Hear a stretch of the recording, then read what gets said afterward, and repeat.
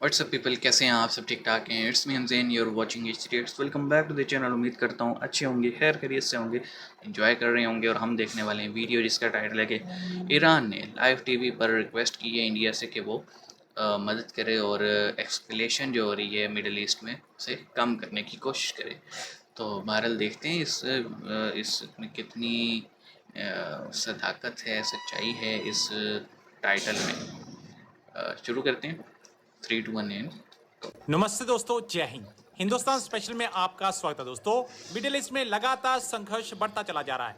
Israel Lebanon में Hezbollah के खिलाफ बमों की बारिश कर रहा है। वहीं ईरान की ओर से हाल ही में इसराइल पर मिसाइलों का हमला किया गया। शुक्रवार को ईरानी सुप्रीम लीडर अली खamenei ने इसराइल के खात्मे की बात कही। इसी बीच भारत में ईरान के राजदूत इराज इलाही ने क्षेत्र में स्थिरता लाने में मदद के लिए भारत से हस्तक्षेप की मांग की है। उन्होंने कहा कि भारत को इस मौके पर इसराइल को मनाने का काम करना चाहिए ताकि वह अपनी आक्रामकता को रोके और क्षेत्र में शांति आ सके। भारत का इसराइल और ईरान दोनों से ही अच्छा संबंध रहा है। पश्चिम एशिया संकट से जुड़े सभी पक्षों से वह तनाव कम करने और बातचीत के जरिए मुद्दों को हल करने का आग्रह कर चुका है। लेबनान में हिजबुल्लाह के खिलाफ इसराइल ने एक नया मोर्चा खोल दिया है। इसके बाद प्राइम मिनिस्टर मोदी ने इसराइली प्राइम मिनिस्टर नेतन्याहू से बातचीत की थी। इसराइली राजदूत ने कहा कि भारत इसराइल को रोकने में अहम भूमिका निभा सकता है। दूसरी तरफ मेरा क्वेश्चन है, 20 दिनों के पिछले उन्होंने 20 के करीब हिजबुल्लाह के लीडर और हमास के मारे जा चुके हैं पिछले दिनों में। उसको भी मैंने बड़ी डिटेल के साथ पढ़ा कि किस तरह कामयाब हुए, किस तरीके से इसराइल हनी ट्रैप करता है, किस तरीके से जो हमारे लोग हैं वो उनको फंसाते हैं, पैसे देते हैं, क्या करते हैं। यूनिट 82 है कि इसराइल का जो मुसलसल काम करता है इंटेलिजेंस कलेक्ट करने का, क्योंकि इंटेलिजेंस फेल्योर के जरिए सारे मारे गए हैं। मैं बताना चाहूंगा कि हसन नसरुल्लाह कहाँ थे और किस तरीके से मारे गए। लेकिन इस सारी चीज के बाद क्या दुनिया पुरअमन रह पाएगी? 6 जून 1982 में आपने लेबनान में, आज कहते हैं ग्राउंड फोर्सेस लेबनान के बॉर्डर पे जा चुकी हैं। अभी थोड़ी देर पहले हिजबुल्लाह ने कहा कि अभी तक कोई इजरायली लेबनान की लैंड पर नहीं आया, लेकिन लैंड की दूसरी तरफ से हमले कर रहे हैं।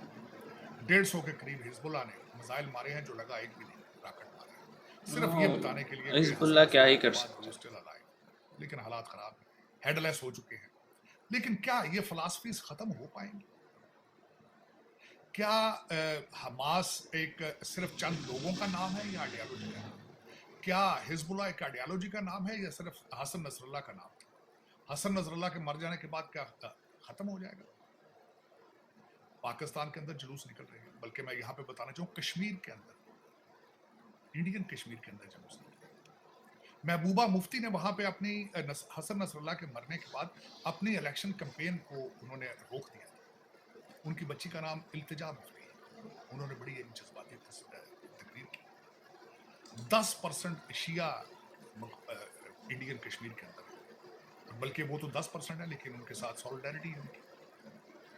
लेकिन आप बात कहीं से कहीं चली कि टाइटल में था कि ईरान ने एक स्टेटमेंट दी है कि इंडिया जो है वो मिडिल ईस्ट के एस्केलेशन को कम कर सकता है, और इंट्रो में इस चीज़ को दिखाया भी गया। लेकिन आगे की जो बातें थी जिसमें चीमा साहब थे, तार साहब थे, वो जो डिस्कशन कर रहे थे वो एक और ही रुख की तरफ चली गई।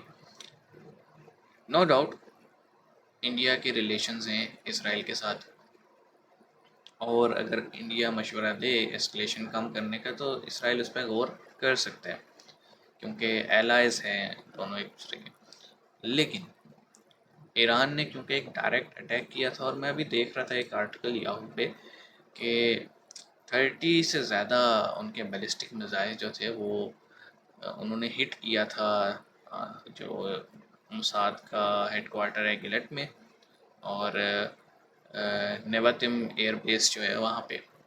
तो इट मीन जो ईरान का आयरन डोम या डेविड या स्लिंग शॉट या एरो, जो जितना भी ये डिफेंस सिस्टम्स है, उनको ब्रीच कर दिया ईरान ने, और इज़राइल मोर और लेस जवाब देना ज़रूर चाहेगा इनका। वेल कुछ भी हो सकता है, क्योंकि यू नेवर नो, मतलब जो कुछ चल रहा है मिडिल ईस्ट में, रोज़ नई ही न्यूज़ देखने को मिलती है। भारत देखेंगे क्या होगा।